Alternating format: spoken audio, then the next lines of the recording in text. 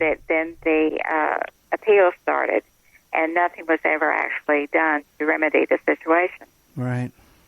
But they did say that her conditions were horrible, that no person in prison or otherwise should experience the things that she had experienced. I don't.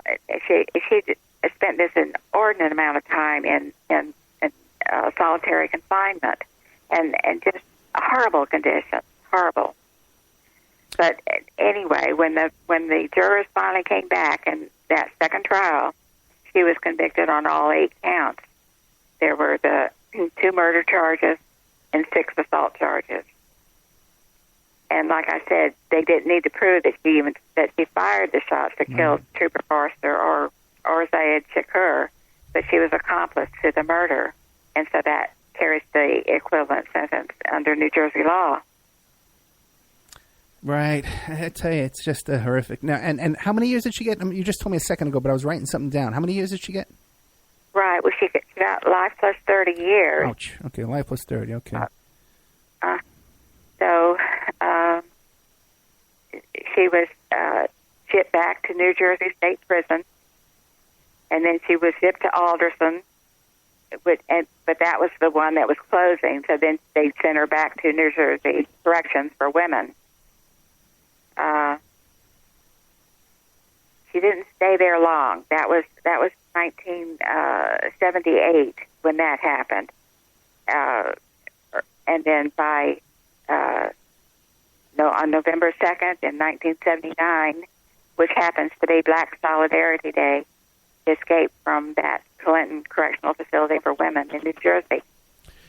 Now, back around that time, there were quite a few activists and revolutionaries were able to break out and escape from their prison. But the prison that Joanne Chesimard or Assata Shakur, this was no little holding cell. This was no little. No.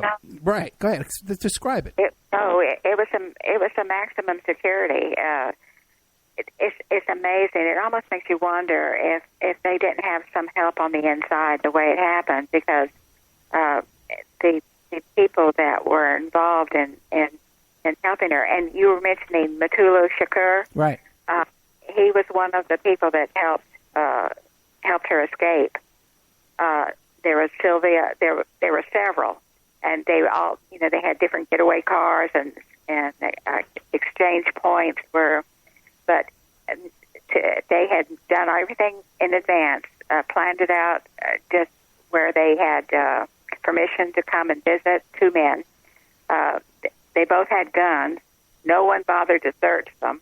They let them in into where the area where Shakur Assata was, and they took hostages, got her out.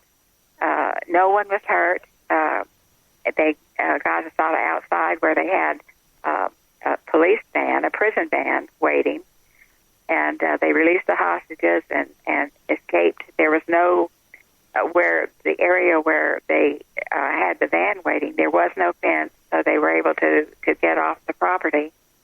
They made it to another car, changed cars, made it to another car, changed cars, and that's how she escaped. She had, at that, they were called the Raiders by all the press, by the way. They just, the story was huge. And it was at the time of her escape, Kunstler, her attorney, had just started to prepare her appeal. And apparently her aunt, Evelyn Williams, didn't even know that she was planning this, because she heard about it on the news the next day. And she told you this when you interviewed her? She explained that's what happened. And the thing is, there were wanted posters all throughout New York and New Jersey, and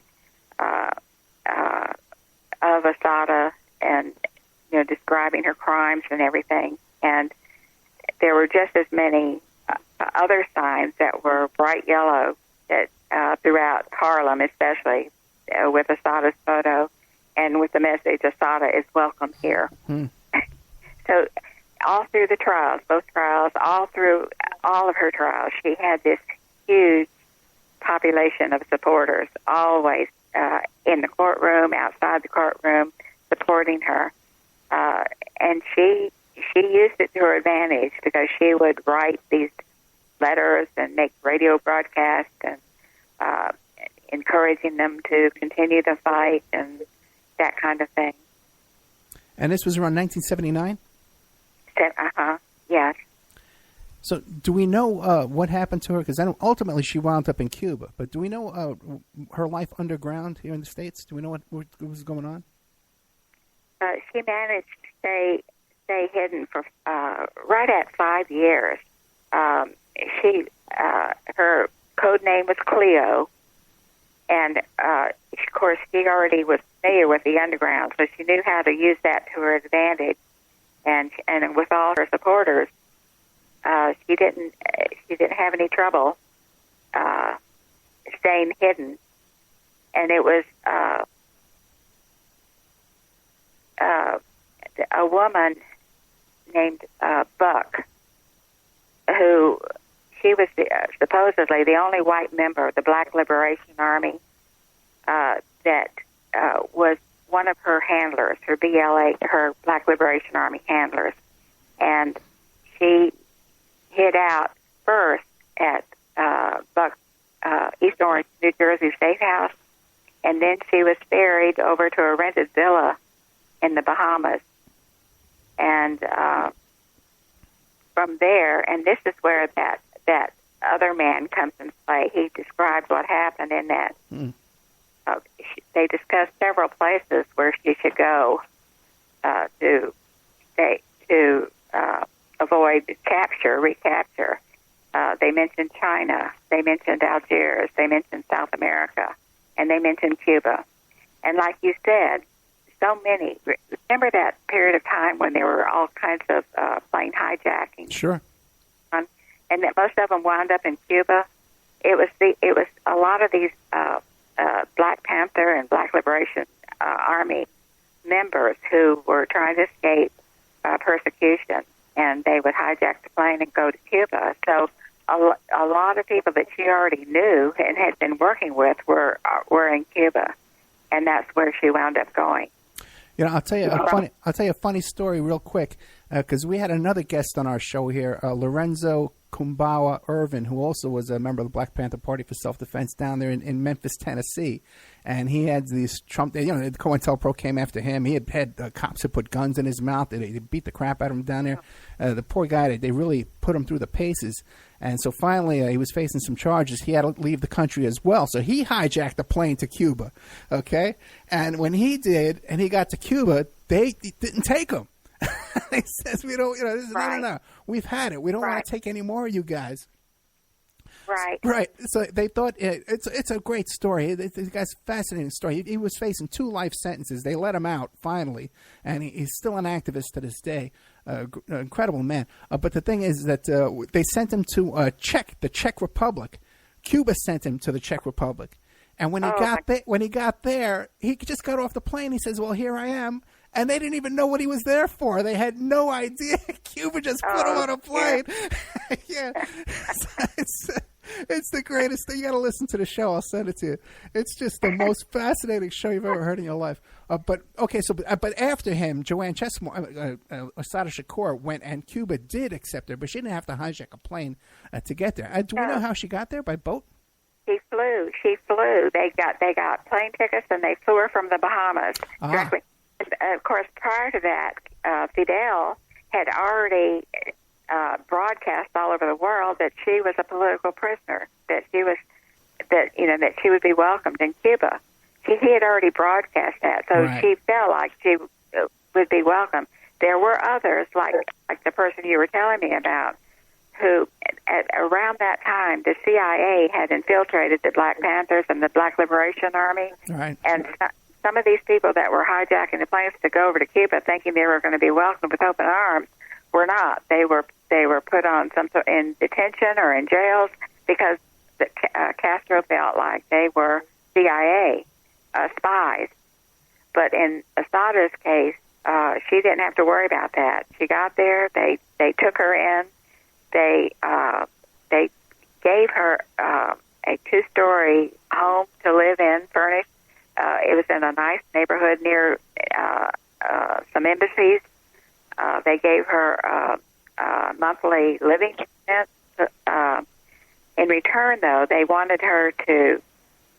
She did a lot of things. She taught English. She served as like an ambassador to visiting dignitaries, mainly so she could talk about the problems in the United States and especially involving the blacks. And she did a radio program, and all of it promoting Cuba and tearing down the United States. It was propaganda, but in return, she was free. And at first, she just blended into their society. She went to college. She learned the language, and she lived a good life up until she escaped to Cuba. She hadn't seen her family, and they were constantly under surveillance, being followed. She had her daughter, who was a young teenager by then. She would be followed to school, and just everyone was being surveilled. But once Assata arrived in Cuba, they went to visit her Aunt Evelyn and her mother, and then eventually her daughter went to live with her when she turned 13 for a while. Do we know where the daughter is today? I'm sorry? Do we know where the daughter is today? The best I have been able to find out, she's living in the Northeast somewhere. She has a son, and apparently has a medical condition, and she depends on the U.S. government to help her with that. Mm. It's interesting. You mentioned how her daughter was being surveilled, going to school every day as a child.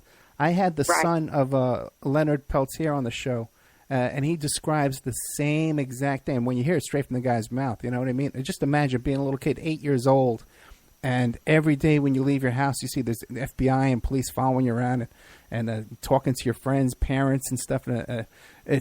Just imagine a little kid going through that. Just a horrific. I wonder what her medical condition is. That perhaps is PTSD or something like that. The grandson, her grandchild. Yeah. Oh, what is it? Do you know? I don't know. Okay. They really do keep a close. They don't reveal anything about that family at all, and I can understand. They're trying to get on with their lives, and they have moved on. They have moved on. I'm not sure that the relationship there is that close with Assata and her daughter and grandchild. I don't see how it could be, really. Now, what about when I first found out that I had not realized that Tupac Shakur had this lineage with these Black Panther, royalty, really. Did Tupac talk about his step-aunt and his stepfather and their activism? No, of course. You're talking about Tupac now? But he's dead, of course. I know. Yeah, but when he was alive, was he talking about this? Oh, not really. He was into his rapping, and there really wasn't. I think the people around him knew of his associations, and I'm sure the FBI knew. They kept up with him, like they did with anyone that had